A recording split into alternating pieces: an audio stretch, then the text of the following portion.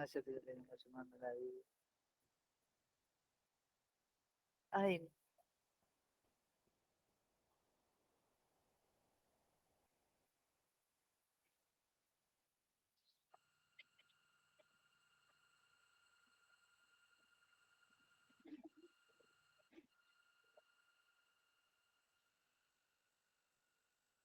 buenas tardes. ¿Sí me escuchan? ¿Me escuchan los chicos que están a través del Meet? Sí, profe, se escucha. ¿Se escucha? Quisiera saber si están viendo, visualizando la pantalla. Sí, el power se ve, profe. ¿Eh? Bueno, bueno. ¿Y qué más ven?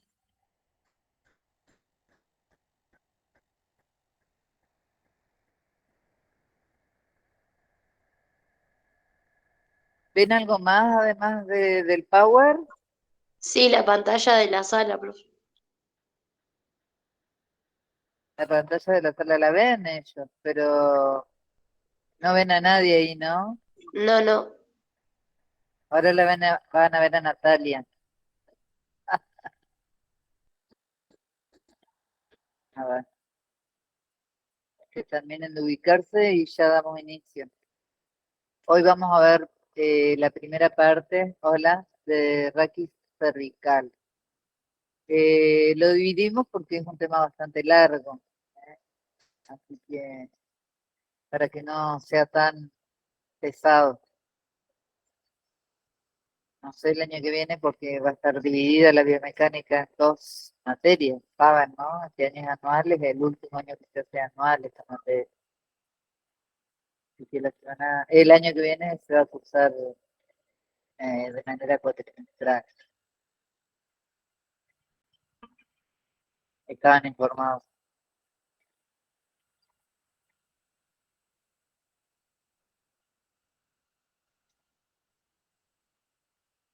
¿Listo? Ajá, la ayudante ya quiere. Ajá.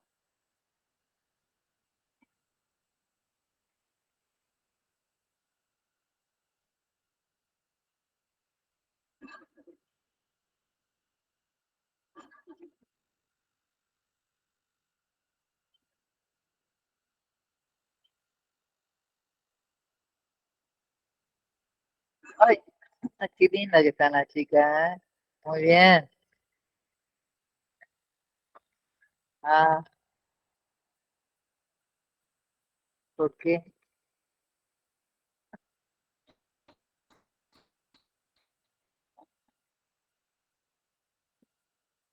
Está circulando una hojita para que den su asistencia, chicos.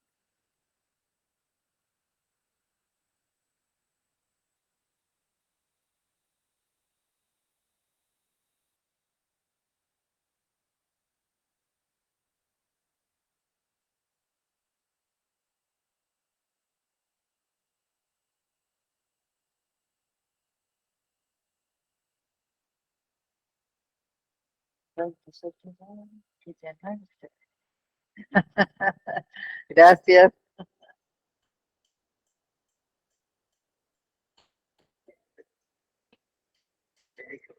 No, me escuchan todos entonces, ¿no?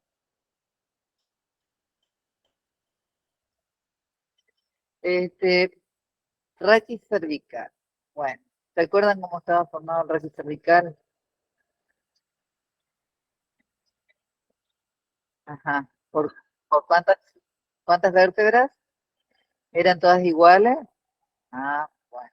Me alegro que se acuerden de eso. Ahí vemos una imagen posterior y una imagen de perfil, de lo que es el raquis cervical. Y vamos a ver las diferencias que hay con el raquis dorsal que vimos y con el raquis lumbar. ¿Eh? Pasamos a la siguiente. Vamos a tratar de ir rápido, así como la otra vez, así no. Ajá. Bueno, como bien dijeron, está formado por 7 vértebras. ¿Se acuerdan que la curvatura que tenía, a qué correspondía? Al lordose, lordose cervical. Las dos primeras eran diferentes, Y la primera que tenemos en la imagen acá ese es el atlas, el axis. Ahí en esa imagen aparece desde el axis hacia abajo, ¿eh? Y lo que estamos viendo es la parte anterior, los cuerpos vertebrales. Fíjense, una de las características que tiene el raquis cervical justamente es la presencia de estos agujeros en la apófisis transversa, ¿eh? Agujeros transversos. También lo que vemos son las carillas articulares o las articulaciones sigapopitarias, ¿eh? Fíjense cómo están oblicuas inclinadas hacia abajo, va a ser una de las características también. Y vemos las espinosas que ya no son tan inclinadas hacia abajo como las que veíamos en el raquis dorsal, ¿eh? Y vemos la séptima, que es la prominente, es la más desarrollada de todas las vértebras. Tampoco vemos las carillas laterales que encontramos en el cuerpo de las vértebras dorsales para las costillas, ¿eh? Pero vamos a encontrar otras características típicas. Pasamos. Acá sí, en la otra imagen estaba el atlas ubicado por encima. Bueno, ¿cuál no se dice? Nomás se dice. ¿Cuál es la función de la columna cervical? Como todo el resto, ¿no?, del raquis, tiene función de soporte y función en cuanto a la movilidad. ¿Qué les parece que es lo más importante? A este nivel es la movilidad, porque es la parte más móvil. ¿Se acuerdan cuando vimos relación corpórea, cuando vimos el grosor del disco? Esa era una de las razones por las que decimos que el raquis es más móvil. Eh, a pesar de ser una columna estrecha, también debe soportar el peso de la cabeza, o sea que por eso sirve de soporte. En nuestra cultura solamente llevamos la cabeza arriba, en general, de la columna cervical, pero en otras culturas llevan carga también, utilizan a la cabeza a manera de carga, o sea, que bueno, va adquiriendo mayor resistencia. Y por supuesto la otra función es la de protección del tronco cerebral, médula y diferentes estructuras neurovasculares que transcurren por ella y alberga la mayor parte de los órganos sensoriales, principalmente la vista, el oído y también todo lo que corresponde al equilibrio, toda la parte del sistema nervioso que corresponde al equilibrio. Seguimos.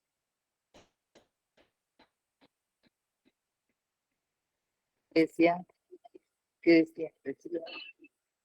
Ah, bueno, sí.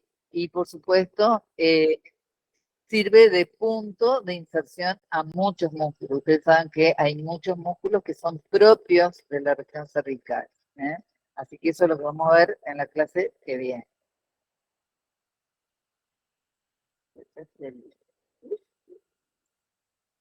Bueno, ¿qué pasa con la cabeza que aloja? Sistema nervioso central y, como decíamos, todo lo que corresponde al sistema de equilibrio corporal y a la vista. La amplitud de movimientos permite dirigir la mirada y orientar la cabeza en un rango de aproximadamente 180 grados, ¿eh?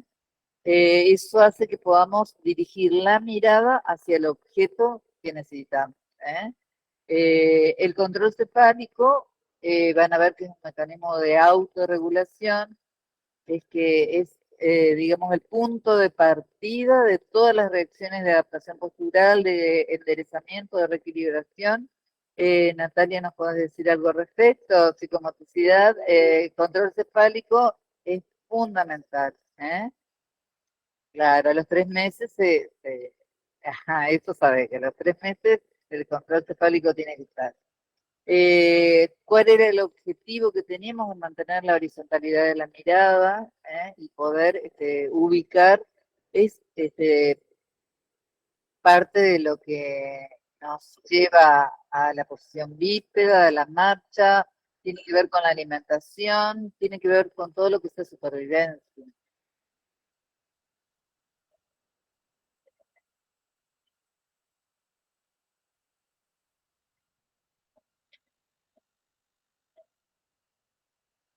Claro, les cuento porque no tiene micrófono, que es un punto de partida para el neurodesarrollo también, ¿eh? Se tiene en cuenta, el control encefálico siempre es muy importante, es algo que se va viendo, el pediatra está continuamente viendo si se va dando en las etapas correspondientes.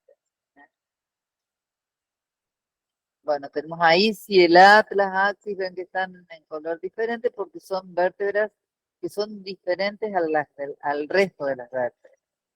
Eh, es eso, porque es la parte más móvil del raquis. Y acá vemos una imagen radiográfica y vamos a ver que como esas vértebras son atípicas, vamos a decir que el raquis cervical se va a componer de dos partes, anatómica y funcionalmente diferentes.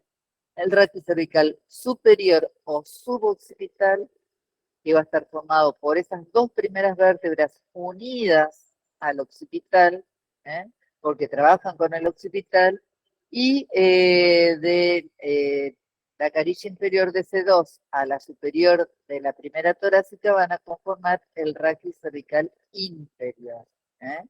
Tienen características cada una parte en particular, pero funcionan esos dos segmentos de manera complementaria. No es que actúa uno por un lado y el otro por el otro, sino que se complementan.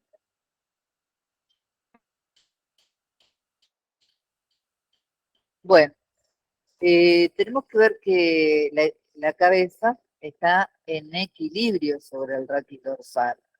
¿Cuándo? Cuando justamente los ojos están en la horizontal. Y acá vemos el plano aurículo-nasal que está en la horizontal, que corresponde a la espina nasal y al reborde superior del conducto auditivo externo, fíjense, y el plano masticatorio, que eso lo podemos colocar algo entre los dientes y corroborar si está en la horizontal, digamos que algo práctico que podemos hacer. Además constituye una palanca de interapoyo. Fíjense que el centro de gravedad está aproximadamente a nivel de la silla turca. El punto de apoyo nosotros lo vamos a ubicar a nivel de las articulaciones occipito-haploideas, ¿cierto? Está ubicado por detrás de ese donde está el centro de gravedad. Lo que quiere decir que la cabeza va a tender a irse hacia adelante. Por lo tanto, la resistencia la vamos a encontrar en la parte anterior, constituida por el macizo facial. Y la potencia va a estar dada por los músculos de la nuca, que están actuando continuamente para contrarrestar la fuerza de la gravedad. También lo que vamos a ver es que no es rectilíneo, que hay una lordosis, y que en esa lordosis podemos trazar una recta que se llama cuerda, que se extiende de los cóndilos occipitales a la escotadura posterior inferior de la séptima vértebra cervical, es lo que vemos en verde ahí, que es una recta. ¿Y se acuerdan del índice de Delmas, que relacionamos longitud con altura? Bueno, es muy similar.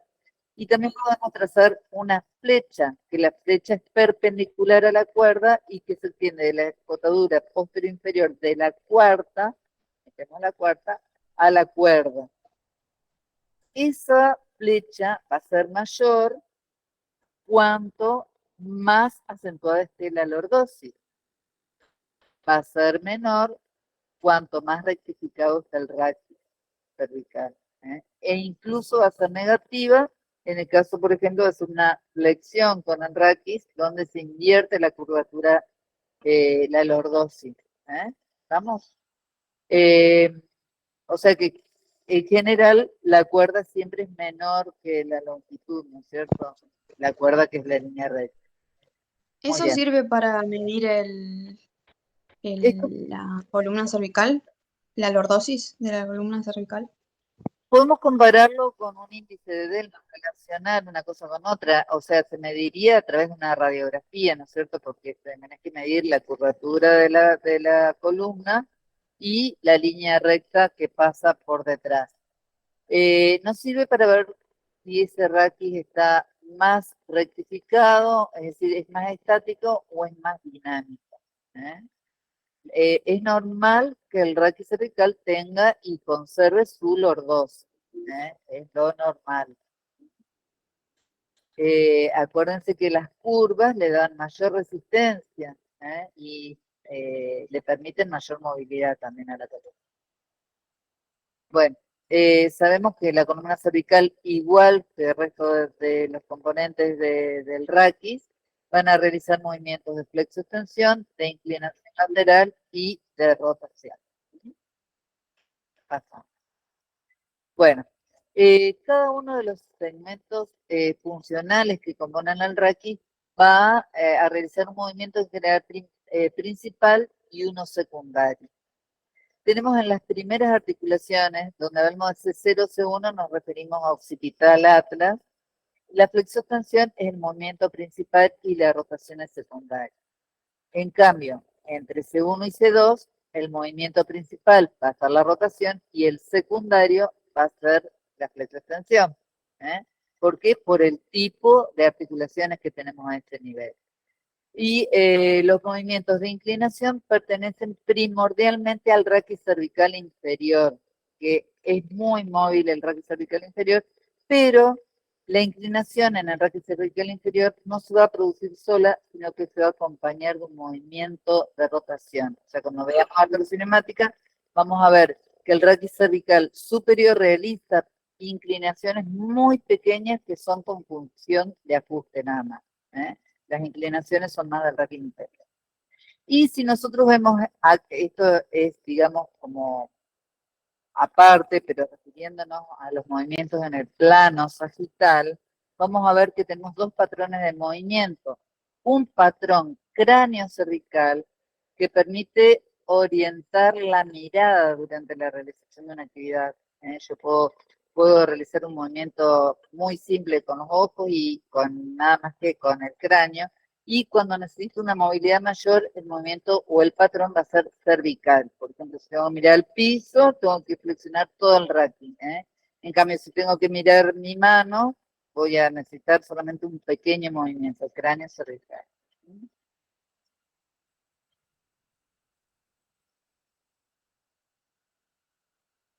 Bueno, ahí vemos las tres vértebras primeras, las dos primeras vértebras que forman el raquis cervical suboccipital junto con los cóndilos del occipital, y la tercera que ya vendría a ser una vértebra cervical tipo, donde se presentan todas las características generales que tienen las vértebras cervicales 4, 5, 6 y 3.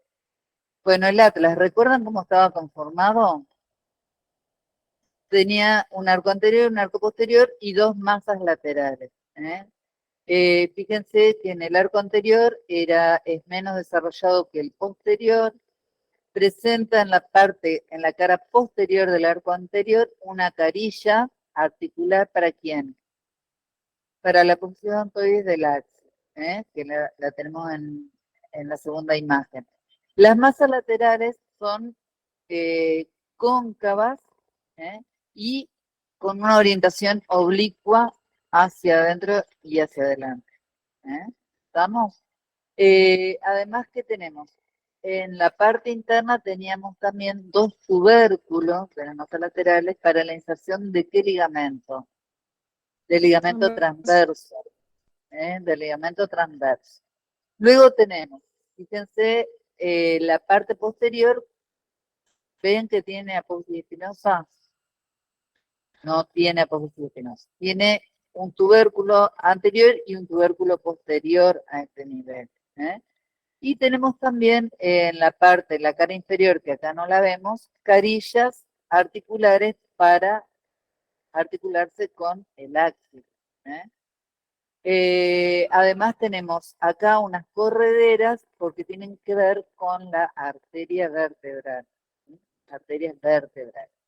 Y luego tenemos una apófisis transversa que va a estar perforada justamente para permitir el paso de la arteria vertebral, que va a ascender. La segunda vértebra que tenemos, ¿alguna cosa que les haya quedado del atlas o que quieran agregar, que recuerden? sin mirar el libro, a ver algo que sepa. Bueno, el axis, ¿qué tenemos? Tiene un cuerpo y en la parte superior tenemos lo que se llama el diente del axis, que acá lo vemos como un cilindro porque estos son esquemas, pero en realidad va a estar un poquito levemente incurvado hacia atrás y tiene en la parte anterior una carilla articular también que se va a corresponder a la que encontramos en el arco anterior del atlas. Y en la parte posterior no hay una carilla articular, se pueden ver señales del ligamento transverso porque pasa por detrás de él. Luego tenemos las dos carillas articulares a los lados del cuerpo que sirven para articularse con las inferiores del atlas y van a ver que tienen forma de hombrera. ¿Qué quiere decir? Que son como convexas, son convexas. Luego tenemos los pedículos que unen hacia la parte posterior, tenemos las láminas, las apófisis articulares inferiores, fíjense que ya van a corresponderse a las de la tercera vértebra, y tenemos la apófisis espinosa que tiene dos tubérculos, y acá continuamos con la apófisis transversa con el agujero transverso. La tercera vértebra, que es la vértebra típica, o tipo, vamos a ver que tiene un cuerpo que es más alargadito transversalmente también, y que en la parte superior presenta a cada lado dos eminencias que se llaman uncus o apófisis unciforme, en la meseta superior. La cara inferior del cuerpo de la vértebra va a presentar facetas cortadas en bisel que se van a corresponder con los uncus de la vértebra que está por encima. ¿Se entiende? Claro. Está la que para la vértebra, la carilla inferior, para claro. La inferior va a estar biselada para las carillas, las unciformes de la vértebra superior, que está inferior, de las superiores de la vértebra inferior. Eso. Un trálegua. ¿Me entendieron? Bueno, bárbaro. Mejor así. Bueno, en la parte anterior, estas vértebras, también las cervicales, presentan como un gancho, una, son más extendidas en la parte anterior, las vértebras cervicales, que eso también va a tener importancia en la función. Bueno, también tenemos los agujeros transversos que se continúan, las apófisis articulares, que la característica es que las apófisis articulares están mucho más orientadas hacia afuera y lateralmente con respecto al cuerpo que lo que veíamos en las vértebras lumbares y dorsales. Y tenemos las láminas y la apófisis también espinosa vitueros. Acá tenemos una imagen de lo que es el atlas y el axis. Acá lo vemos la imagen anterior, vemos la carilla articular inferior para la tercera y las superiores que son, dijimos, convexas para la inferior del atlas. En una vista superior del atlas también, donde podemos ver, ahí está bien, porque está igual. Sí.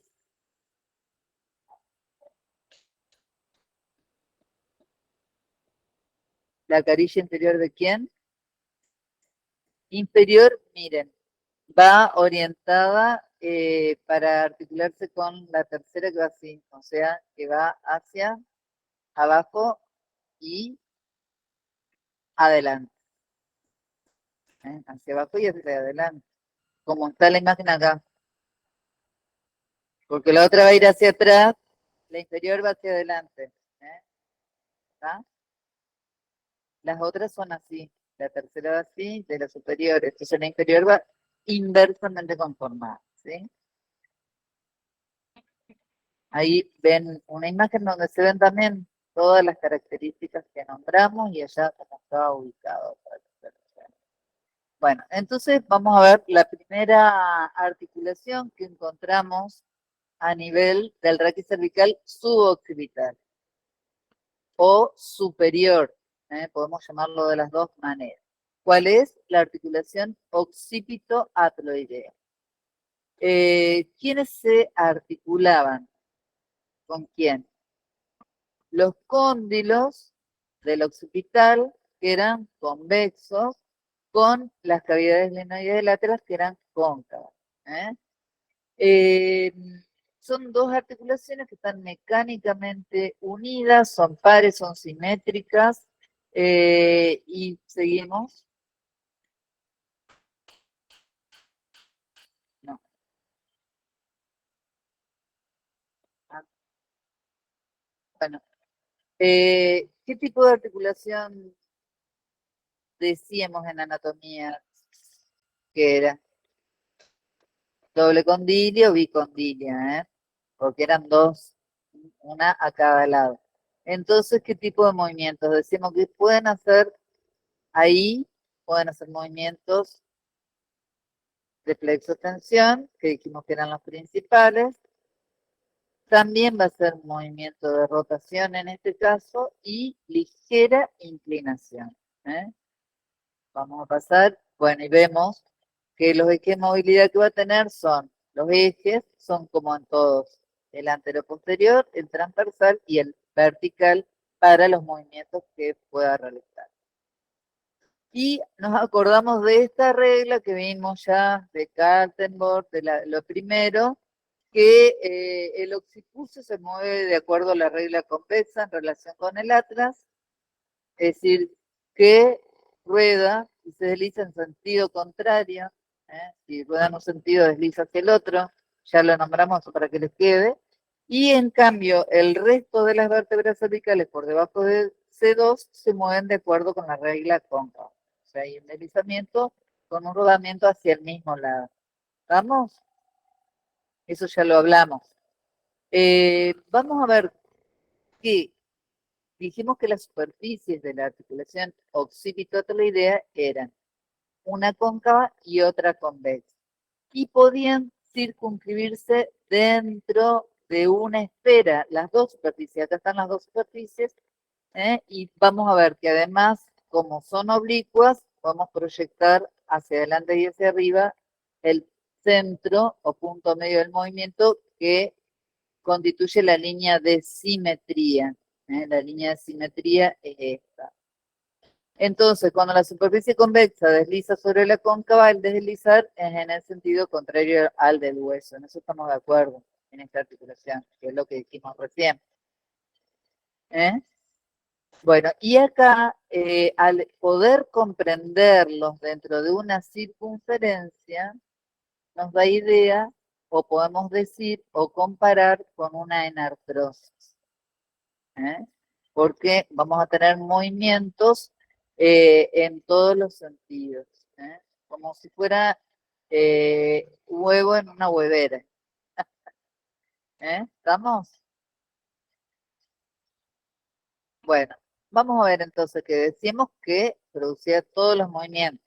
Vamos a arrancar por la rotación en este caso, de los cóndilos sobre las cavidades glenoides de las masas laterales y del atlas. ¿Estamos? ¿Qué vamos a ver acá en la imagen? Una rotación hacia la izquierda. Una rotación hacia la izquierda. Acá vemos el diente del axis que va a permanecer fijo. El occipital va a rotar sobre el atlas y el atlas a su vez lo va a hacer sobre el occipital. ¿Vamos? Siempre van acompañados de movimiento. En general no se va a mover solamente el occipital en torno al atlas, sino que también va a ir arrastrando al atlas a moverse. Y el que permanecería fijo en este caso, que lo damos por fijo, es al axis, para poder explicar el movimiento de rotación. El eje vertical pasa por el centro de la odontoide. Entonces, en este caso se produce un movimiento de rotación. ¿Qué va a pasar? Se va a tensar un ligamento muy importante que se llama ligamento alar u occipito odontoideo lateral, que va a ser el que está del lado derecho. Si yo roto hacia la izquierda, se tensa el de la derecha. Entonces, al tensarse, lo que se va a producir va a ser un deslizamiento pequeño deslizamiento o desplazamiento hacia el lado de la rotación y una inclinación hacia el lado opuesto. Son movimientos de ajuste por tensiones ligamentarias. ¿Ven? Primero que se desliza, por supuesto, el cóndilo derecho hacia adelante y el izquierdo hacia atrás, ¿sí? Para la rotación, con toda rotación. Uno va hacia adelante y el otro va hacia atrás. Y ahí se tensan, se enroscan alrededor de la posición ontoides. Al tensarse, se desplazan hacia el lado de la rotación y se inclinan hacia el lado opuesto. ¿Eh? Eso es lo que se produce en la rotación en esta articulación. ¿Estamos? Bueno, al rotar hacia un lado, se tensa un ligamento, que es el occipito ontoideo lateral, los ligamentos laterales, los del lado opuesto a la rotación. Eso hace que se produzca, bueno, primero que se va hacia adelante el cóndilo del lado derecho y hacia atrás el del lado izquierdo. ¿Eh? Se tensa y se produce un ligero desplazamiento, deslizamiento hacia el lado de la rotación. Y al tensarse de este lado se produce una pequeña inclinación hacia el lado opuesto. ¿Vamos? Bueno. Y el eje, digamos que continúa, el eje real es el del bulbo. El eje va a ir desplazándose según el movimiento, ¿cierto? Bueno, decimos también que ese movimiento de rotación participa con 12 grados en cada segmento funcional, es decir, que hay 24 grados en total. Digamos, en el occipito C0, C1, C1 y C2. Tenemos raquis suboccipital. El eje mecánico es vertical, atraviesa la posición ontoides, las carillas articulares deslizan en el mismo sentido del movimiento, las inferiores del occipital sobre las carillas superiores del atlas y las inferiores de este sobre las superiores del axis. Uno lleva al otro. Las carillas del occipital tienen durante las rotaciones un deslizamiento en sentido lateral. El movimiento resultante es una leve inclinación del occipital hacia el lado contrario al movimiento de rotación, que es lo que les acabo de decir para que les quede cerrada la idea.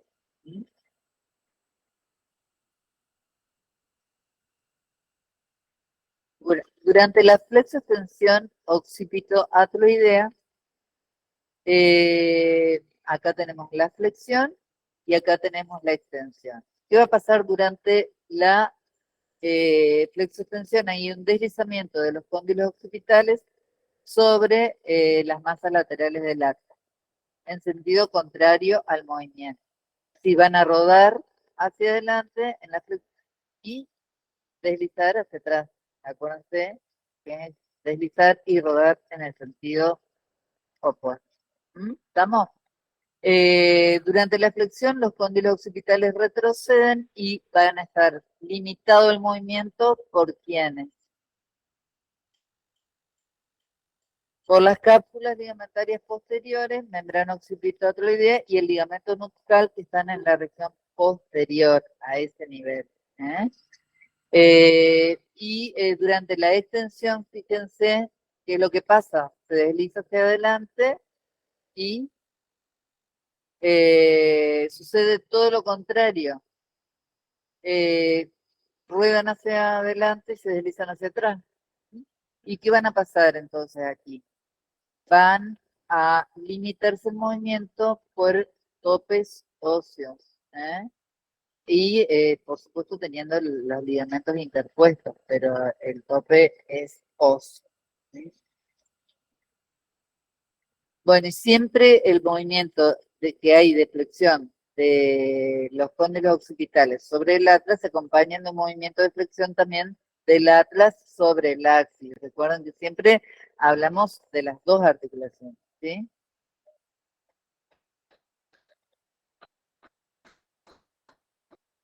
Sí, sí, sí, sí, dije al revés. Bueno, al revés, dije al revés. ¿Estamos? En la flexión, ¿qué va a hacer?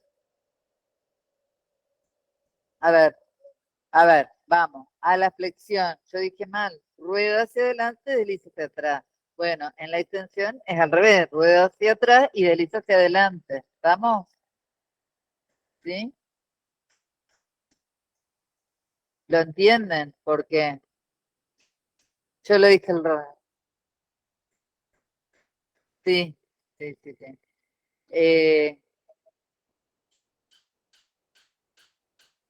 Lo dije al...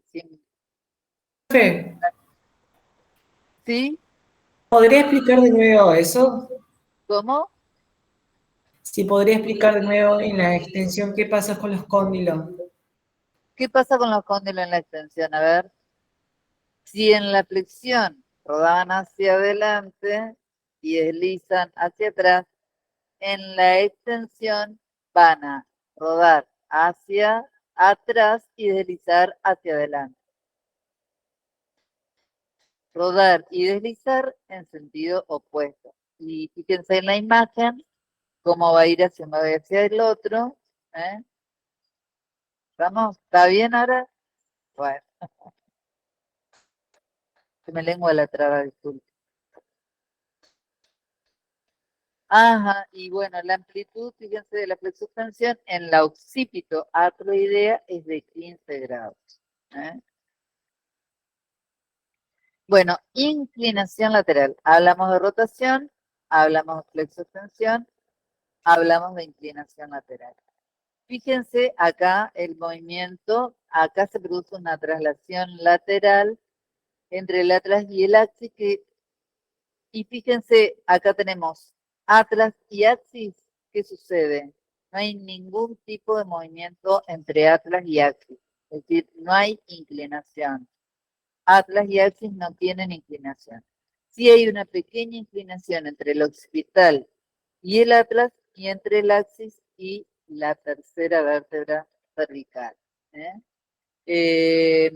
Y siendo muy escasa, limitada por la tensión de las cápsulas, de las articulaciones, acuérdense que son articulaciones sinoviales, a diferencia de las articulaciones que encontramos pues, a lo largo de la columna, en la línea media sobre todo, y se tensan las cápsulas de la occipito atroidea del lado contrario al de la inclinación, y lo mismo el occipito odontoideo lateral del lado contrario a la inclinación, que limitan el movimiento.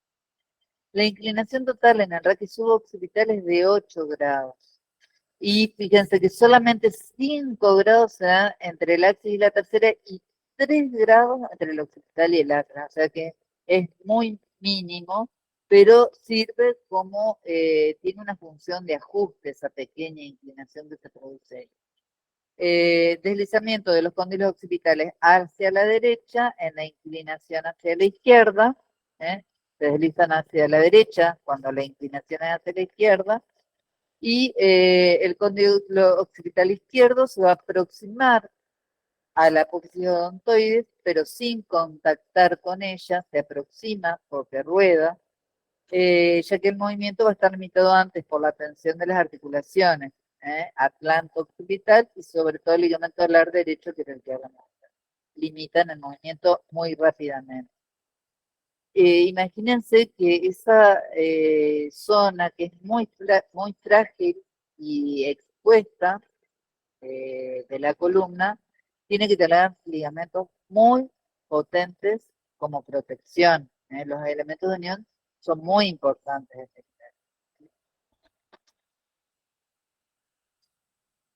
Bueno, vamos a hablar de las articulaciones que siguen. Hablamos del occipito atloidea, ahora vamos a hablar de la atloido-axoidea. O atlanto-axoidea o atlanto-axial también se le llama. La van a encontrar de diferentes maneras. Acá tenemos entre estas dos vértebras 3 articulaciones mecánicamente conectadas. Una articulación media, que es la occipito odontoidea.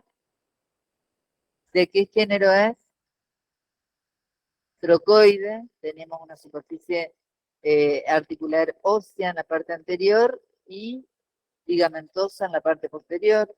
Esas superficies están recubiertas por fibrocartílago. Y luego tenemos dos superficies, dos articulaciones laterales, las atroideo-axoideo. Eh, Fíjense que acá tenemos una imagen de las carillas superiores del axis, que si las vemos transversalmente son planas, pero anteroposteriormente son, ¿qué forma tienen? Convexas. Y acá vemos el atlas y el axis, y la parte inferior del atlas, las carillas de la cara inferior del atlas también son ligeramente convexas. Es decir, que serían como dos superficies convexas que contactan entre sí. ¿Vamos? La de las carillas laterales, acá, está cortada. Está como cortada, es un corte como sagital y una vista de perfil. Sí, sí, se ve la parte de las trabéculas óseas y acá se ve el diente. ¿eh? Por eso es un corte medio sagital. Entonces las dos superficies reposan como si fuera una rueda sobre otra rueda, como comparando. Bueno, falta ahora que aparezcan las otras. Sí. Es que viste, estaba así. Bueno, acá esto para que vuelvan a ver, fíjense cómo queda acá el diente del axis y el ligamento transverso. ¿eh? Ahí está la impresión para los ligamentos alares. Eh, Acá, fíjense, los ligamentos alares, que es el occipital lateral, que tiene importante función en la limitación de movimiento, tanto de la inclinación como de la rotación. ¿eh? Y el ligamento transverso, que da origen a una superior y una inferior para formar el ligamento cruciforme, que todos recordarán por anatomía, muy importante ese nivel. Bueno, ¿cómo se produce la flexoextensión en las articulaciones atloido-axoideas y atloido-odontoroideas? Durante la flexoextensión, acá tenemos también que las panzas laterales del atlas ruedan y se deslizan al mismo tiempo sobre las superficies superiores del atlas. ¿eh? Ruedan y deslizan al mismo tiempo. Y debido a que ruedan y se deslizan, como las dos son superficies que dijimos que son convexas, no hay bostezo, sino que ruedan y se deslizan al mismo tiempo, entonces no hay un bostezo hacia atrás ni hacia adelante. Y además, tampoco hay bostezo justamente por la presencia de ese ligamento transverso. Si nosotros vemos la apófisis odontoides, dijimos que no era vertical, sino que era ligeramente incurvada hacia atrás, lo que favorece los movimientos de flexo-extensión, porque si fuera incurvada recta hacia arriba, actuaría como un tope, sobre todo para la extensión, ¿no es cierto? La flexión por ahí no, pero la extensión se vería limitada. En cambio, como es incurvada hacia atrás, no se limita tan fácilmente ese movimiento de flexo-extensión. Además, ese ligamento ubicado en la parte posterior, al no ser óseo, le permite una mayor adaptación al movimiento. Porque, ¿qué pasa? Cuando hay una extensión, ese ligamento transverso asciende y cuando hay una flexión, desciende, o sea, se adapta a la superficie. Si fuera solamente óseo, también quedaría limitado. Además, las superficies no son tan regulares como un cilindro perfecto. ¿eh? ¿Se acuerdan cuando veían la articulación del codo? Podemos compararla con el ligamento anular a nivel de la cabeza del radio. ¿Se acuerdan que también lo rodea y el radio tampoco no es un cilindro perfecto, pero ese ligamento anular hace que pueda girar y amoldarse a la superficie. Bueno, acá también en flexo-extensión también acompaña ese ligamento, porque es deformable y permite la flexibilidad en el funcionamiento de la articulación. Fíjense que entonces durante la flexión se aproximan las superficies en la parte posterior, y se produce nada más que el deslizamiento y rodamiento, y en la extensión se separan las partes posteriores. ¿Estamos? Al revés, perdón. Sí, estoy divagando. Sí, ruedan y se deslizan.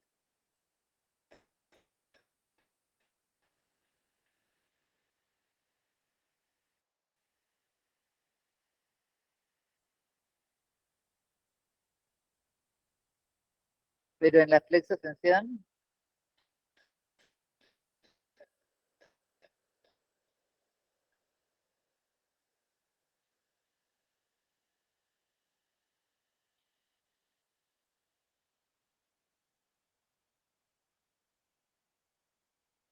ajá, y seguir leyendo, porque tenés que leer todo. Claro, porque primero dice, ¿qué pasaría si pasa eso? ¿Y qué pasaría si no pasa lo otro? Ah, hay que leer todo, por eso. Después de que lean todo, ven a ver si ruedan o se deslizan.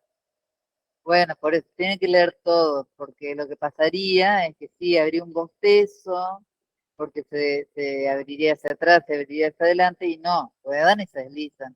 ¿Eh? Para que no haya bostezo, para que haya mayor amplitud de movimiento, y por eso acompaña ese rodar y deslizar a la vez, y también la presencia del ligamento transverso. Pero lean todo, después, ¿cómo? Claro, claro, porque dijimos que a partir el Oxy puso una cosa y después bajamos y tenemos otra. Sí, sí, sí, sí. ¿Se entiende? Eh, Me discuten porque empiezan a leer una cosa, ¿viste? Tienen que leer el completo. No, está bien, es válido, pero imagínense que si no se producirían bostezos también, ¿eh? Si no fuera a rodar y deslizar. Bueno, ¿cómo se produce la rotación? Fíjense que también el atlas rota sobre el axis y ¿qué se produce? La tensión de todos los ligamentos, ¿eh? Del lado opuesto a la rotación y limitan el movimiento. Y para rotar, ¿qué pasa? Igual que los cóndilos de los hospitales. Uno avanza y el otro retrocede. Acá también tenemos dos superficies, entonces en las superficies laterales vamos a tener una superficie avanza y la otra retrocede. Pero decíamos que las dos superficies son convexas. ¿Eh? Esto va a tener una consecuencia porque, ahora lo vamos a ver. Fíjense, la articulación odontoidea ya sabemos que es una trocoide. Durante la rotación hacia la izquierda, si la odontoide permanece fija, el anillo osteoligamentoso gira en el sentido inverso a las agujas del reloj y se tensa en la cápsula articular del lado contrario, ¿no es cierto?, a la rotación, y se distiende, perdón, sí, se tensa la del lado contrario y se distiende la del lado de la rotación. Y existe un desplazamiento en las dos articulaciones, atloide en la rotación. Por ejemplo, si hacemos la rotación hacia la izquierda, ¿qué va a pasar? Va a avanzar del lado derecho y va a retroceder del lado izquierdo. ¿Sí? Bueno, y ahora vamos a ver, pasas al otro lado, a la otra, y vamos a ver la consecuencia de ello también. Fíjense, durante la rotación sobre el axis, el atlas se desplaza verticalmente hacia abajo 2 a 3 milímetros, de modo que su movimiento es helicoidal. Si nosotros tenemos que, digamos, esta es la posición en una rotación neutra. Acá tenemos el atlas y acá tenemos el axis. Las dos superficies están... Ay, ahí está. Fíjense que están a esta altura. Pero si yo hago una rotación y dijimos que hago la rotación hacia la izquierda y la superficie derecha avanza, pero va a descender, porque las dos superficies son convexas. Y la que retrocede, que va a ser la izquierda, va a retroceder y va a descender. Las dos descienden, tanto la que avanza como la que retrocede. Descienden porque las dos son convexas. ¿Eh? ¿Cuál es la consecuencia de esto?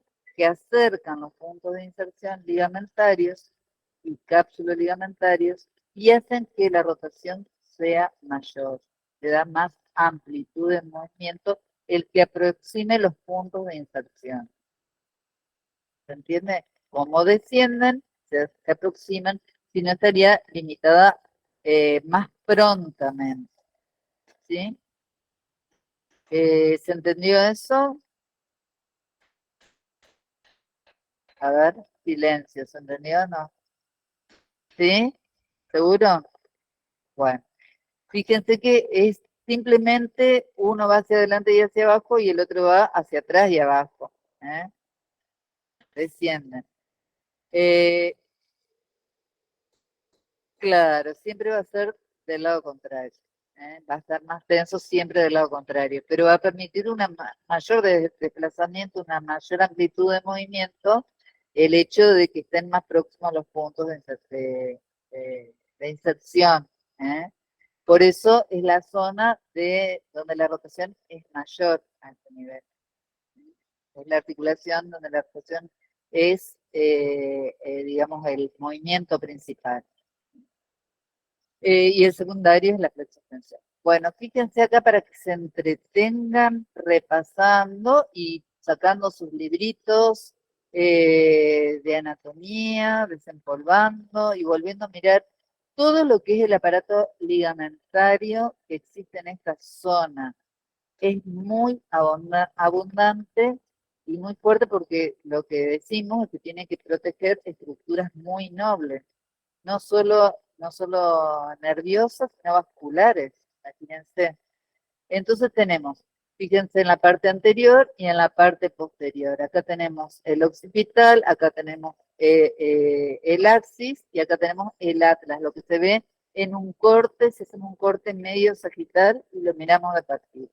Y de adelante para atrás tenemos una cantidad enorme de ligamentos.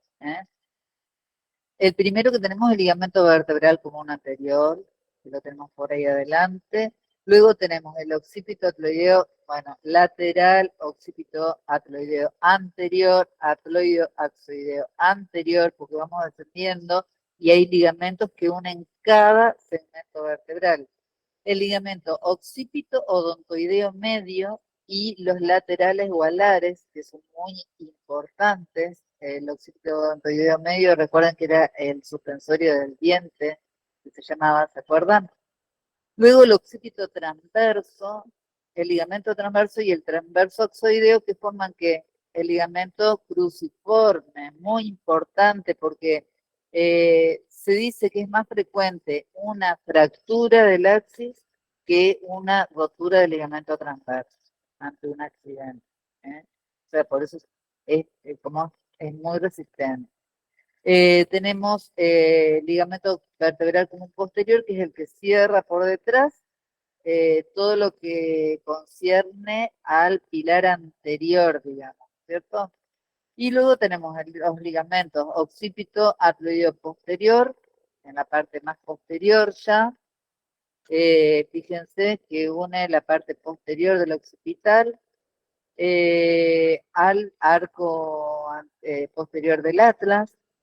El occipito axoideo, el atloideo axoideo posterior, que une el arco posterior del atlas con el axis, ligamento interespinoso, ligamento amarillo, ahí es lo que vemos todo hacia abajo. Las cápsulas de las articulaciones, todas las articulaciones sinoviales tienen cápsulas que también refuerzan, y de cada una de estas articulaciones sinoviales tienen cápsulas también de refuerzo. Pasamos. Profe, Sí, una consulta. En el libro dice que el ligamento cervical posterior equivale a ligamento supraespinoso. el ligamento cervical posterior, eh, eh, no, porque lo dan como ligamento nucal, en la mayoría de los libros lo van a dar como nucal porque se inserta hasta la tuberosidad externa del occipital de manera sagital y a modo de tabique y divide los músculos izquierdos de los derechos. O sea, es bastante ancho, ¿eh? Y tiene muchos receptores propioceptivos a ese nivel. Es lo que se llama ligamento nucal, el ligamento cervical posterior. Lo van a encontrar así también, como ligamento nucal, creo que no sé si en la última edición de Capacci dice nucal, y ligamento cervical posterior. Ah, está. No, no me aparecía como no. Ah, pero claro, y equivale al supraespinoso, pero escúchenme, chicas, el atlas no tiene apófisis espinosa, por eso dice que equivale a un supraespinoso. ¿Se entiende? Es porque va del atlas hacia el occipital, claro, pero es mucho más desarrollado, se lo llama ligamento nucal, pero claro, el atlas no tiene apófisis espinosa. Es como si fuera. Está ubicado de la misma manera que el supraespinoso, ¿se entiende? Bueno, pero eso, chicos, si se fijan nomás en la anatomía se van a dar cuenta, de que es por analogía. ¿M? Pero no se entren a confundir ahí con que, bueno, de esos ligamentos que estuvimos viendo en la imagen, podemos también verlos si hacemos, quitamos los arcos posteriores, y vemos la parte anterior de las articulaciones. Fíjense que acá está el axis, la tercera vértebra cervical, y vamos a ver, este es el plano esquelético, en el plano profundo, ¿qué podemos observar acá? El ligamento, ¿qué ligamento es este? El transverso. ¿Y estos qué serán? Los alares y el que une, no, este es el que une el occipital al diente del axis. Y por encima, que está cortado, vendrían a ser los haces que corresponden al cruciforme. ¿Eh? Fíjense, acá, que tenemos en el plano medio, tenemos el ligamento cruciforme, los alares, y fíjense las cápsulas de las articulaciones, ¿o no?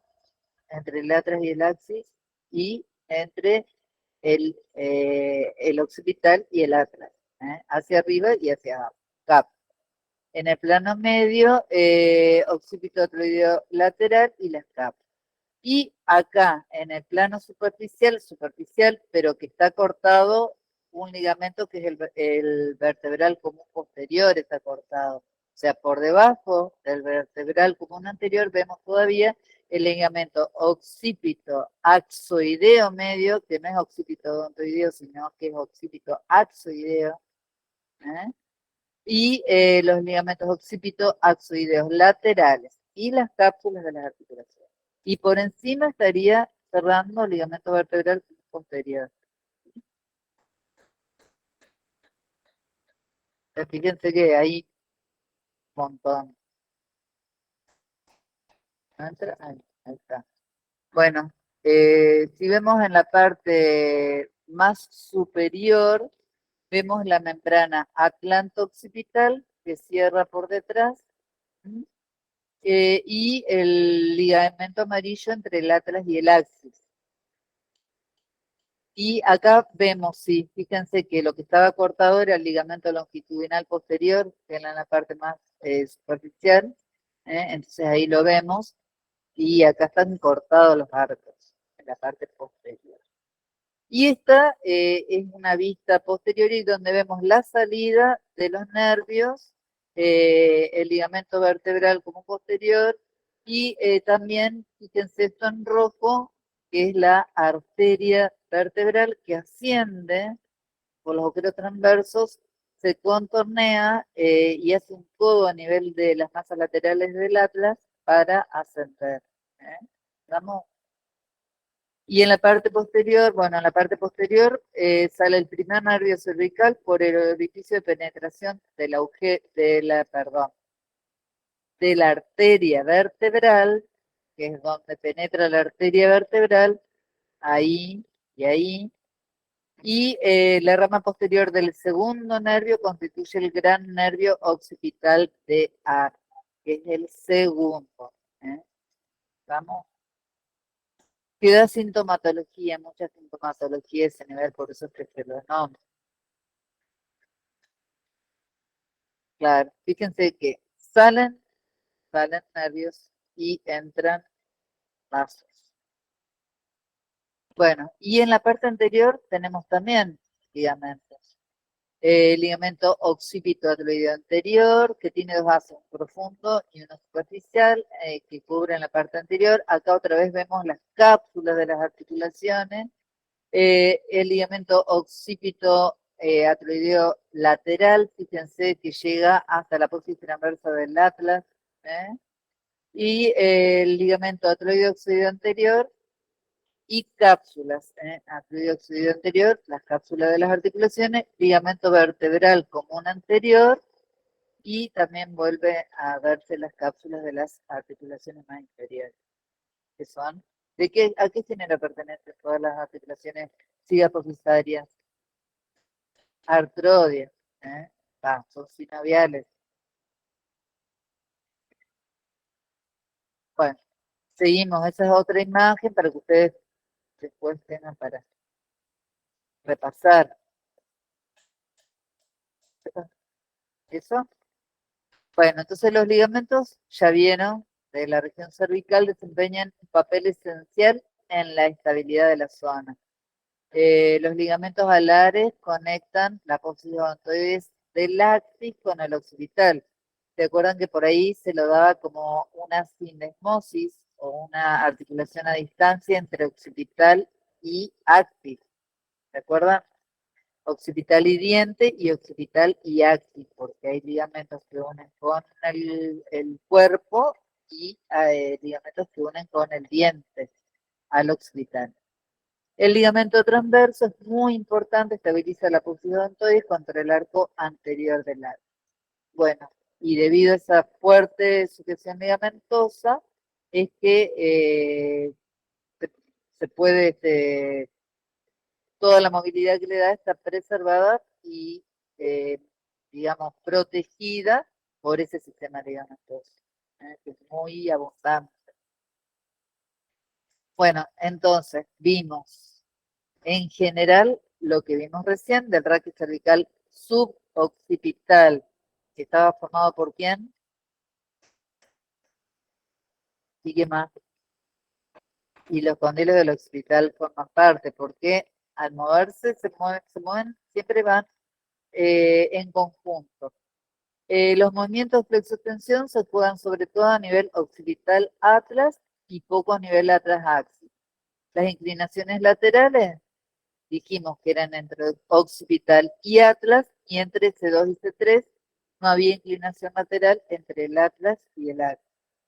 Y las rotaciones son patrimonio de C1 y C2 principalmente, por la trocoide que está en el medio y por la forma que tienen las otras dos superficies que permiten una mayor movilidad.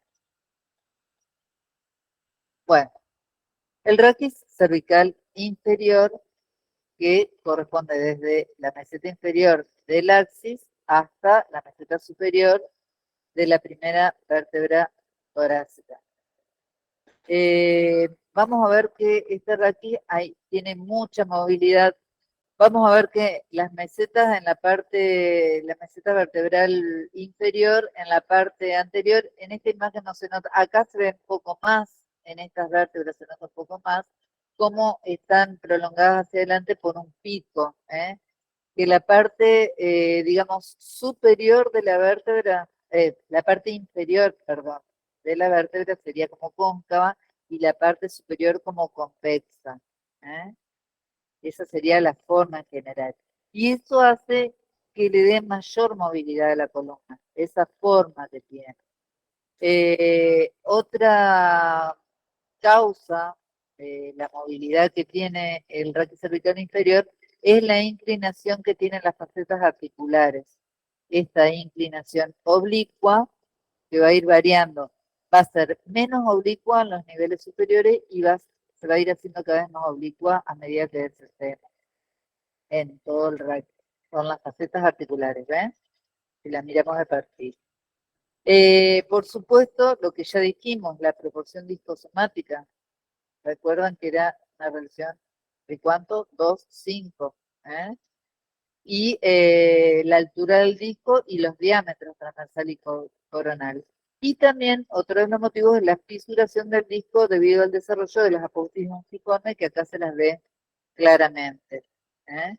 Que son articulaciones de tipo artrodia. ¿Recuerdan? Bueno, pasamos.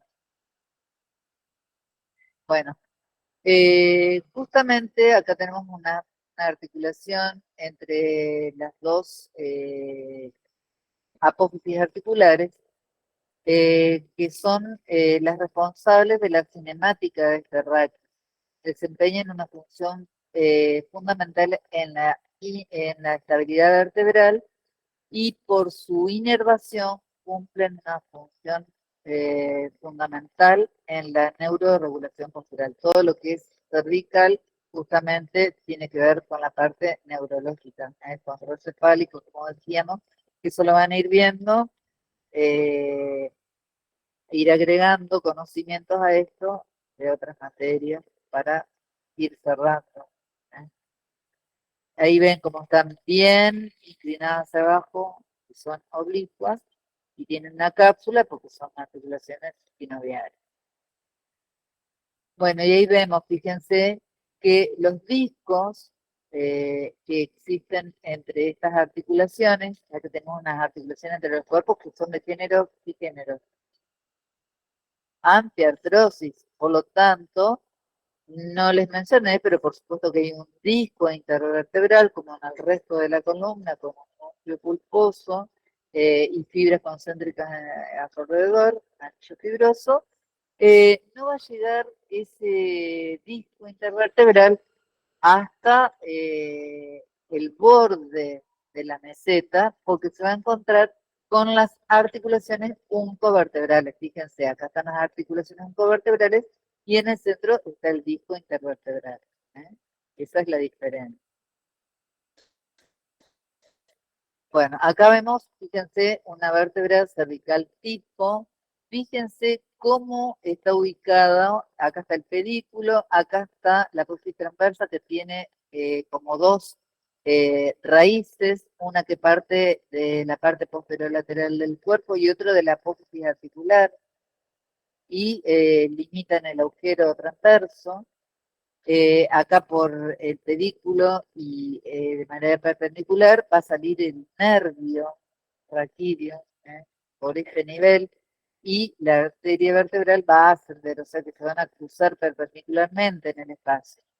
Fíjense acá en azul, ¿qué significa esto? Que es una articulación sinovial, son las apófisis munciformes, y acá las articulaciones de las carillas articulares. Fíjense cómo están ubicadas, que se acuerdan que las otras vértebras estaban en sentido posterior. Fíjense que acá las tenemos en sentido lateral.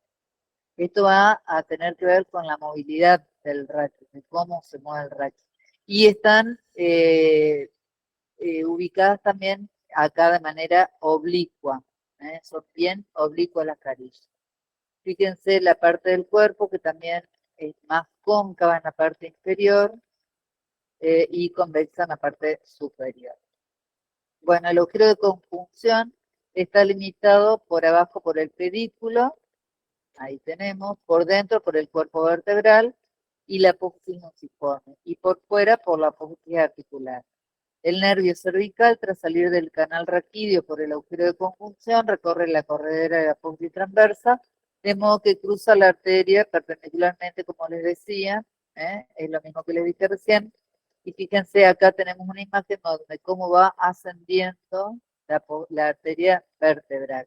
Y acá tenemos un ligamento interespinoso, el supraespinoso, y acá el ligamento nucal. Fíjense cómo está desarrollado y cómo está formando como un tabique sagital en la parte media posterior de la nuca. Y todas las partes anteriores que unen. Acá tenemos los discos intervertebrales, acá también volvemos a tener los discos intervertebrales, y por supuesto los ligamentos longitudinal anterior, posterior, amarillo, intertransverso, y todo lo que veíamos en el resto del raquis. El aparato ligamentoso es igual al del resto del raquis. ¿Vamos? Bueno, ahí tenemos otra imagen, fíjense los ligamentos longitudinales, y ahí vemos todos los ligamentos que encontramos. El anterior y el posterior y el amarillo son muy importantes, y el nucal, como les decía, es un importante captor propioceptivo. Vamos, tiene muchos receptores y que contribuyen a la estabilidad postural de la cabeza y del cuello. Bueno, en el raquis cervical inferior también tenemos movimientos de flexo-extensión, de inclinación y de rotación. Bueno, muy bien. El movimiento de flexo-extensión en el raquis cervical inferior, fíjense, ¿se acuerdan de lo que pasaba? Acá tenemos una vértebra en posición neutra, donde vemos, fíjense, las carillas articulares son paralelas, una con respecto a la otra, donde tenemos acá el disco intervertebral con el núcleo en la parte central. Y cuando se produce una extensión, ¿qué va a suceder? ¿Qué va a suceder en el cuerpo de la vértebra? Va a disminuir el espacio en la parte posterior, el disco se desplaza hacia adelante, el núcleo pulposo también, se tensan las fibras del anillo que hacen que retome a su posición. El mecanismo de autoestabilidad tiene que ver ahí también. Bueno, ¿y qué va a pasar en la flexión? Pasa todo el movimiento contrario, en la parte anterior. Pero en cuanto a las apófisis, en las articulaciones apofisarias, va a suceder que el movimiento no va a estar centrado ahí, no va a estar centrado en las apófisis, por lo tanto, cuando se produce la extensión, fíjense que se va a producir un desplazamiento, pero se va a producir una separación, si tengo una extensión, un bostezo hacia arriba de las carillas articulares de la articulación. Un bostezo hacia arriba. Un movimiento de deslizamiento que va a estar limitado en la extensión por la tensión del ligamento vertebral común anterior, que lo teníamos por delante, y por los topes óseos, choque de las apófisis articular superior, de la vértebra inferior, con la transversa también de la vértebra superior y el contorno el contacto con los arcos posteriores a través de los ligamentos. En cambio, en la flexión, alguien, ¿no? Ajá. Bueno, en la flexión justamente ocurre lo contrario, se separan los arcos posteriores, se va a producir un bostezo en las apófisis articulares, pero abierta las articulaciones hacia abajo y hacia atrás en la flexión, y se van a tensar todos los elementos del arco posterior, o sea, el ligamento vertebral común posterior, la cápsula de las articulaciones interapofisarias, ligamentos amarillo, interespinoso, supraespinoso y el ligamento nucal más hacia arriba. ¿Estamos?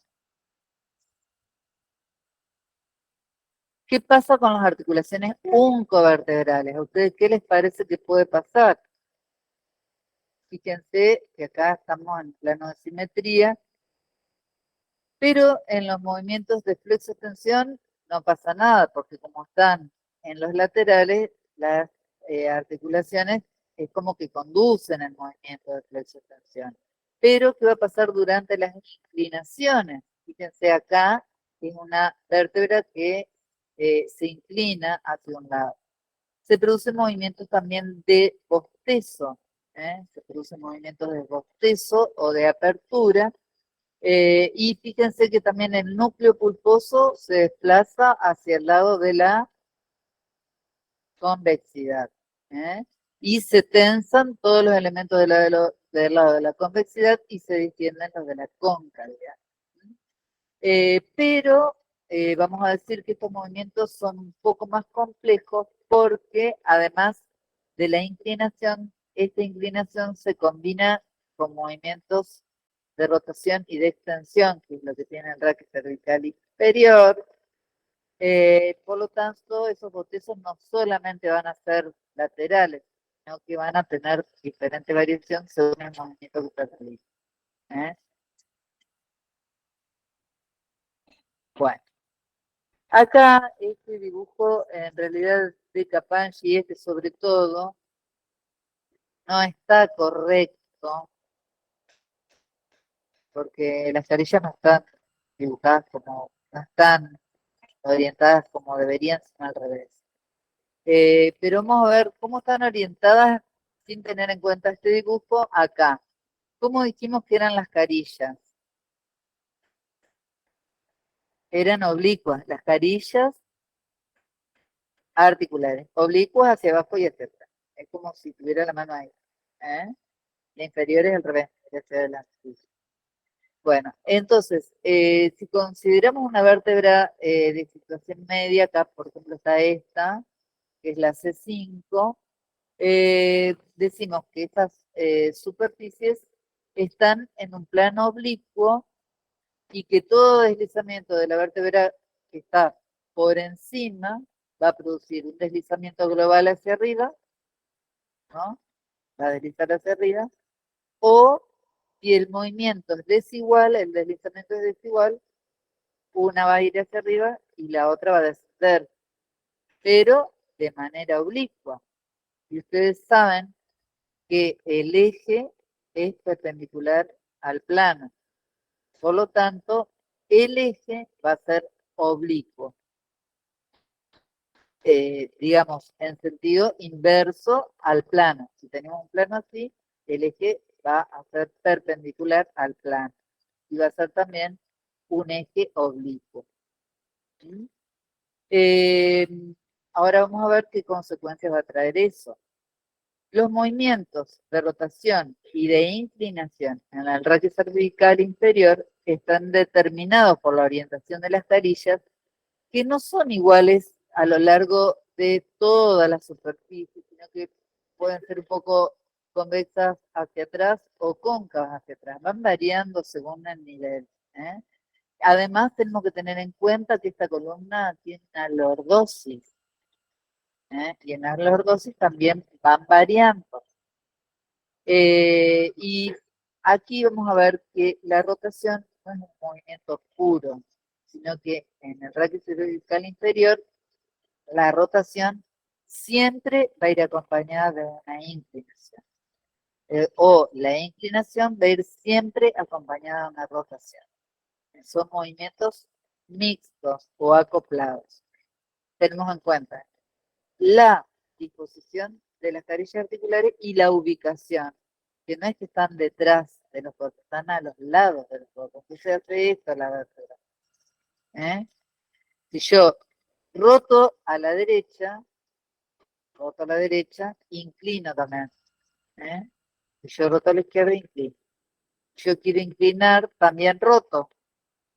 No puede desligarse un movimiento del otro. ¿Estamos?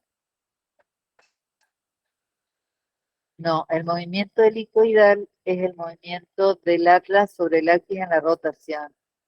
Es un movimiento como de tornillo. No, es el movimiento que no, está escrito igual, pero es ese movimiento. Claro, una que baja y otra que sube, que hace que se acerquen. Movimiento helicoidal, de tornillo. Este es un movimiento que se llama, como hablamos, cuando hablamos en la parte de introducción, un movimiento acoplado. Son movimientos que van siempre de la mano y que no se pueden separar. Esto sería, creo que vos habías preguntado algo de para dónde iba la apófisis, ¿no? Ah, no. Bueno. Fíjense que tenemos una inclinación a la izquierda que se va a acompañar de una rotación. Y una rotación o una inclinación a la derecha que también se va a acompañar de una rotación. Acá tenemos la vértebra en posición neutra. Cuando la cabeza y el cuello se inclinan hacia la izquierda, las apófisis espinosas se van a desplazar a la derecha, indicando la rotación. Es la manera de ver. O alentarse. Cuando rotan, también inclinan. Se mueven también. Aumenta la convección.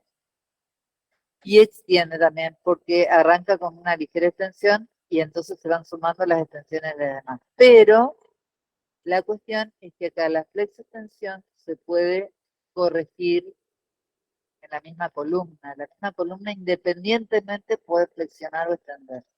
Pero la inclinación no se puede disociar de la rotación. Son movimientos que no se disocian. En cambio, si extiende, que es el movimiento, digamos, típico de raquis cervical inferior, pero yo lo puedo corregir con una flexión voluntaria, digamos. Bueno, fíjense, acá vemos de vuelta el dibujo. Los cortes horizontales realizados en articulaciones interapopitarias muestran que las carillas, es lo que les decía, lo que les mencioné antes, no son rigurosamente planas, sino que pueden ser cóncavas o convexas hacia arriba según el nivel observado, que era lo que les decía ahí. Pero el plano podría ser reemplazado por una superficie también esférica, porque están incluidas dentro de la misma superficie. Y el plano, bueno, de todas maneras, el eje mixto de rotación e inclinación va a seguir siendo igual al eje que es perpendicular al plano. Eje oblicuo perpendicular al plano. Las carillas articulares se vuelven, eso es importante, fíjense, acá tenemos que son oblicuas, ¿no es cierto? Las carillas. Acuérdense que el eje, ¿cómo va a ser? Perpendicular al plano. Si la carilla es más horizontal, ¿qué movimiento va a prevalecer? La rotación, es decir, que son más cercanas a lo horizontal, cuanto más superiores son. Y van disminuyendo y haciéndose más oblicuas cuanto más descienden. Porque entonces ahí el eje va a ir cambiando de movimiento.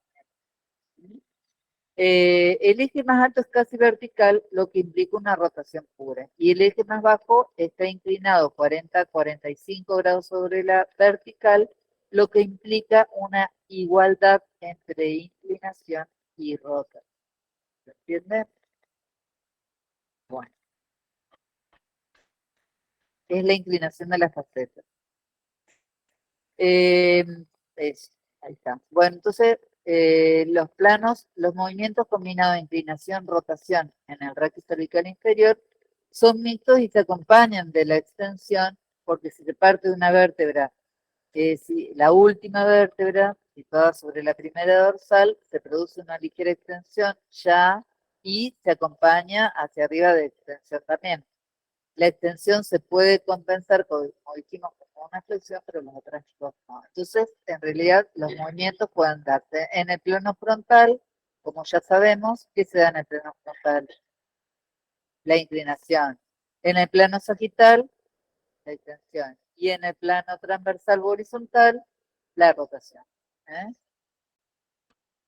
Pero, acuérdense, en el raquis cervical inferior, siempre combinados. Y siempre combinados hacia el mismo lado. Esa es otra de las características. Yo roto e inclino hacia el mismo lado. Siempre hacia el mismo lado.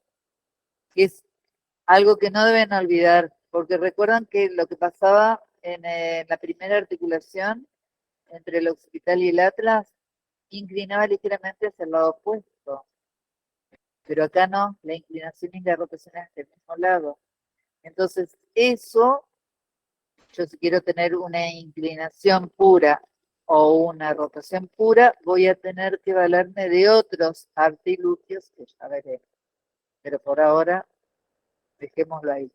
Bueno, en el raquis cervical inferior, aparte de los movimientos de flexo-extensión, solo puede realizar movimientos parecidos a sí mismo, estereotipados, es decir, siempre son iguales, que son movimientos mixtos de inclinación, rotación, extensión. Bueno, teniendo en cuenta que la extensión se puede corregir automáticamente, en cambio el resto de los componentes solo va a ser compensado a nivel del raquis cervical superior. ¿Hablamos de compensaciones? Esperen un poquito, chicos. Yo no hablé de compensación. Bueno, es decir, ¿Qué quiere decir? Te explico. Si vos querés una inclinación, yo quiero hacer una inclinación, o sea, eso es automático, por supuesto. Nosotros vamos haciendo un análisis, digamos, artrocinemático, pero se produce automáticamente. Pero cuando quiero hacer una inclinación pura, y el raquis también rota, y yo no quiero que haga rotación, quiero que haga una mayor inclinación y eliminar la rotación, voy a acudir al raquis cervical superior. Y ahí se van a producir las compensaciones, pero vamos a ver que es a nivel más muscular esa compensación. Por eso es que ahora estamos viendo nada más que esto y después nos vamos a introducir en la parte de músculo. Salvo que quiera que hablemos de músculos ahora. Medio largo. No, por eso. Quiero que sepan eso y que sepan que la inclinación con la rotación son siempre homolaterales, es decir, hacia el mismo lado. Como ese dibujito que vieron donde está el movimiento acoplado, ¿eh? No es que inclino y roto hacia el opuesto, sino que inclino y roto hacia el mismo lado. ¿Sí? ¿Vamos? Bueno, y amplitudes en general, que ya lo fuimos viendo, pero este es en el raquis total, se pueden medir mediante radiografía. La flexotensión es de 130. Dijimos que en el raquis cervical superior es de 20 a 30, hablamos de 15 grados en cada nivel, o sea que el resto de flexotensión le corresponde al raquis cervical inferior, los 100 grados aproximadamente. Acuérdense que esto es relativo, ¿eh? Pero tampoco para que me digan 200 o que flexiona 20, tiene que ser ahí medio similar, por eso no se le va a pedir exactitud, pero un acercamiento, ¿sí? Si vemos una radiografía de frente, vemos que la amplitud de la inclinación es de aproximadamente 45 grados. Dijimos que 8 correspondían al raquis cervical suboccipital, ¿recuerdan? 3 en la occipitotaloidea y 5 entre el axis y la tercera vértebra cervical. Y el resto al raquis cervical inferior. La rotación es más difícil de medir, pero es de 80 a 90. Y hablamos hoy de la rotación 12 a la articulación occipitotaloidea y 12 a la ateloideo-axoidea. Recuerden que una articulación lleva a la otra. ¿Estamos? Entonces el resto corresponde al raquis cervical inferior. Que acuérdense que el raquis cervical inferior tiene más vértebras y va sumando entre cada espacio un poquito más de grados, igual que en toda la columna. Bueno, las posiciones máximas son las posiciones de cierre, la flexo-extensión máxima, y la posición más, los, es la posición neutra, o sea, donde hay mayor, más relajación, más espacio articular. Y esos son los movimientos que realizaría. Bueno, ya estamos cerca, ya estamos por terminar. Nexos entre el eje nervioso y el raquis cervical. Esto lo van a poder repasar también. En el raquis cervical suboccipital, como es una zona de transición mecánica, también es importante la salida del agujero occipital, aparece bulbo y continúa médula, o sea, es una zona muy importante.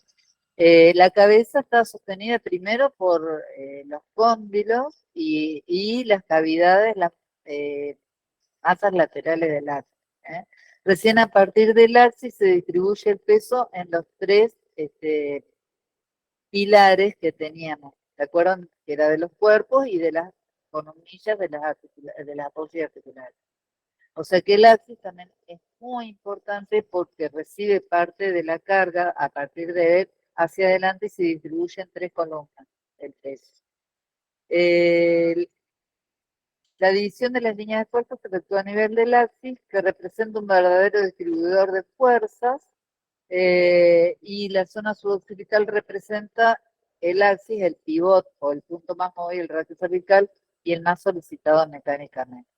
Y acá vemos, fíjense cómo salen los nervios cervicales, vemos la relación que tienen.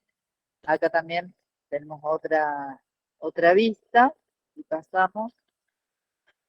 Fíjense que tiene nexos con todas las raíces nerviosas, la formación de los plexos, el plexo cervical, el plexo braquial, muy importante.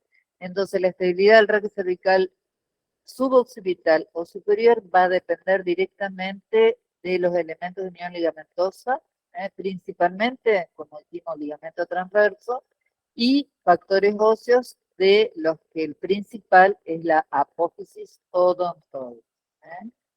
Y vamos a ver que en el tramo cervical inferior el punto más solicitado se va a localizar entre C5 y C6, porque es el nivel donde más frecuentemente se producen luxaciones anteriores de C5 sobre C6. Cuando hay accidentes, cuando hay latigazos, pasa que fíjense cómo quedan enganchadas las apófisis articulares inferiores de la vértebra superior, porque se luxa hacia adelante de la vértebra, en las inferiores las superiores de la vértebra inferior.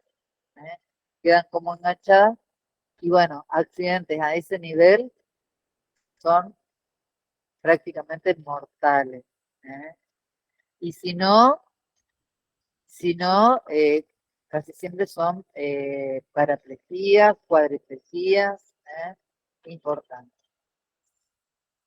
Bueno, y en cada nivel lo que vemos es la salida de las raíces a través en los agujeros de conjunción, que es lo que estuvimos viendo, y justamente acá el problema mayor son las compresiones, más que las hernias a este nivel son compresiones a nivel cervical, y que se debe sobre todo al degeneramiento de la articulación a través de procesos degenerativos como la artrosis, por ejemplo, que produce osteofitos, y va disminuyendo los espacios por donde están los nervios.